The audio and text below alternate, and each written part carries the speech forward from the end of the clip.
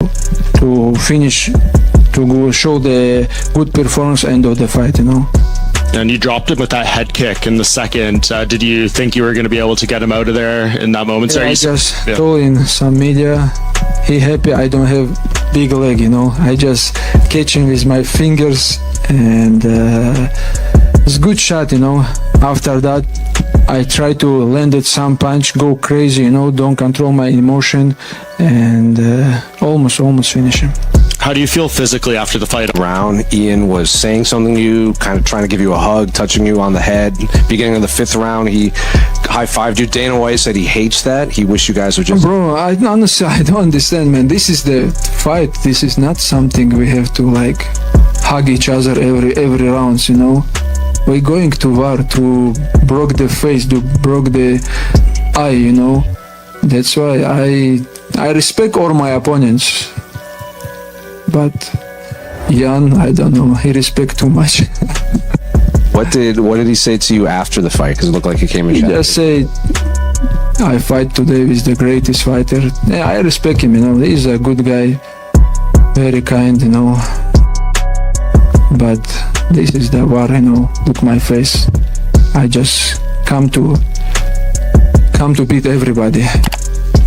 Of course, this is some of them give 1 round or 4th rounds, but I feel I won the 3 rounds, before the last round, But Khabib and all corners say you have to win the last round, and on the last round, I feel I can take him down, do something more, because this 3rd and 4th round not very tough, and I have power to finish, to show the good performance end of the fight. I think that Ian is a talented guy.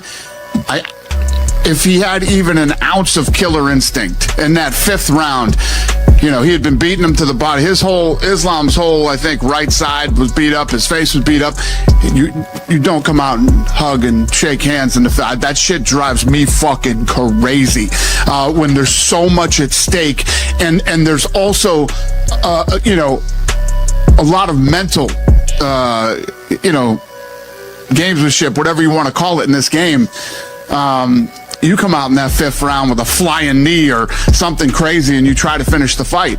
I think that this is one of those fights that Ian will go back and watch and say, fuck. Rangy, strong guy who has great takedown defense. If you look at his takedown defense tonight against Islam, it was impressive. I felt like, I think that Ian is a talented guy. If he had even an ounce of killer instinct in that 5th round, he had been beating him to the body. Islam's whole, I think, right side was beat up. His face was beat up.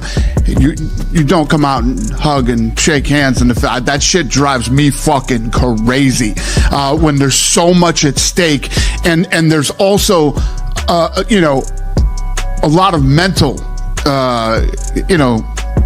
gamesmanship, whatever you want to call it in this game.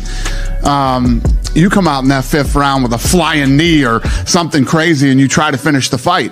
I think that this is one of those fights that Ian will go back and watch and say, fuck.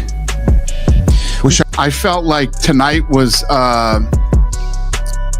set up for the upset. I felt like the upset could happen tonight with so much on the line, all the records that Islam has, and he's going to break Anderson Silva's record. There's weight classes for a reason. Ian Garry is a big, rangy, strong guy who has great takedown defense. If you look at his takedown defense tonight against Islam, it was impressive. I think that Ian is a talented guy. If he had even an ounce of killer instinct in that 5th round, he had been beating him to the body. Islam's whole, I think, right side was beat up. His face was beat up. You don't come out and hug and shake hands in the fight. That shit drives me fucking crazy. When there's so much at stake, and there's also, a lot of mental, gamesmanship, whatever you want to call it in this game. You come out in that 5th round with a flying knee or something crazy, and you try to finish the fight. I think that this is one of those fights that Ian will go back and watch and say, fuck. Wish I could do that over again. You know, if he came out and tried to destroy and win that last round, you know, with everything that he had, I think it's a totally different fight. Islam went out, you know, it's the complete opposite now, against a bigger, strong, rangy guy who has good takedown defense, controlled him, shut him down. I don't know if he was in his head and Ian felt like he had to come out and shake hands in the 5th round or whatever, but, you know, Islam did exactly what he needed to do to win that fight. When I went in after the fight and Ian Garry came over and shook my hand, Ian Garry's handshake is like a fucking vice grip, you know, and he is a big, powerful, rangy guy. And, you know, for Islam to go in and do what he did to him tonight, you know, physical and mental, if you to come out of that fucking corner like a raging fucking bull, you know, we might be having a different conversation right now. Do you feel like Ian's too nice to his opponents? At the press conference, he wanted to build Islam up. He's been nice about him all week. I think that Ian's a classy guy is what I think. And, you know, he always shows class. He did, you know, before the fight, he goes over and shakes, you know, all the corners' hands and all that stuff. It's great. But when that fucking bell rings, you got to switch. You got to switch all that shit off and go. And you definitely got to do it in the 5th round after the, you know, he fought a great fight against Islam, who, you know, everybody in this room and everybody else is saying, well, we might start talking about GOAT. You don't go shake the fucking GOAT's hand going into the 5th round. You come out to fucking annihilate him. I mean, that just has to be your mindset. In my humble opinion. UFC 330 just wrapped up seconds ago in the Philadelphia, as the cool kids say, Philadelphia, Pennsylvania. First time since 2019 that the UFC held an event there. That was a fight night event headlined by Justin Gaethje versus Edson Barboza in March of 2019. This time around, they come back with the #1 pound-for-pound fighter in the world, Islam Makhachev, who makes history. 17 wins in a row for Islam Makhachev. He retains his welterweight title. As GC just said, if you were watching the post show, and the watch party, tremendous job by both GC and Rick. A, for the watch party, but B, for like actually doing it in those outfits for the entire time. I mean, the dedication to the bit.